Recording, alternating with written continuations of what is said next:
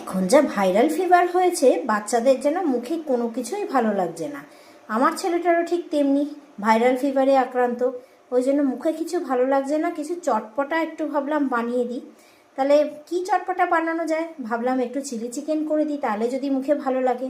তাহলে চলো একটু চিলি চিকেন করে নেওয়া যাক। সহজ পদ্ধতিতে আমি চিলি চিকেনটা তৈরি করে নেব। চিলি চিকেন করবার জন্য আমি এখানে বোনলেস চিকেনের কিছু টুকরো নিয়ে এগুলো ভালো করে ধুয়ে রেখে দিয়েছি। এবারে চিকেনটাকে নরম করবার জন্য একটু ভিনিগারে ডুবিয়ে রাখবো বেশ কিছুক্ষণের জন্য। চটজলদিভাবে আমি এই চিলি চিকেনটা তৈরি করে নেব।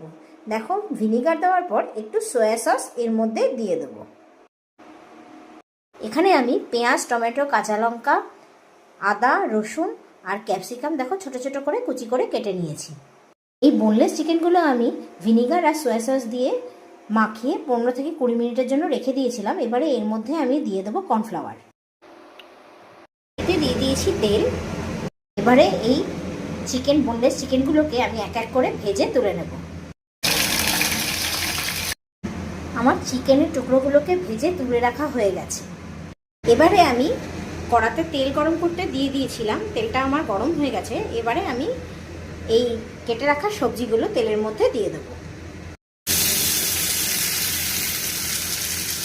আমি কিন্তু এই চিকেন ম্যারিনেশন করবার এই জলটাকে কিন্তু ফেলে দেব না, যেটার মধ্যে আমি ওই ভিনিগার, সয়া সস আর কর্নফ্লাওয়ার দিয়ে মেখে রেখেছিলাম।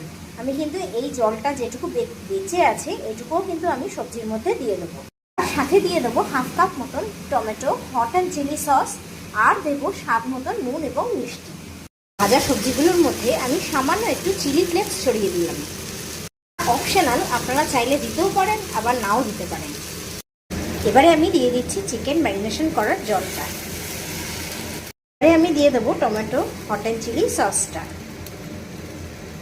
দেবো সামান্য একটু, কারণ সয়া সসের মধ্যে কিন্তু নুন থাকে। এটা আপনারা দেবেন আপনাদের স্বাদ অনুযায়ী। আমি এখানে 3 চামচ মতন চিনি দিয়ে দিলাম।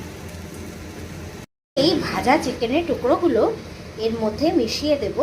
এই চিকেনের টুকরোগুলো এবার আমি কড়ার মধ্যে দিয়ে দিলাম। এবার নাড়িয়ে চাড়িয়ে নামিয়ে নিলেই রেডি আমার চিলি চিকেন।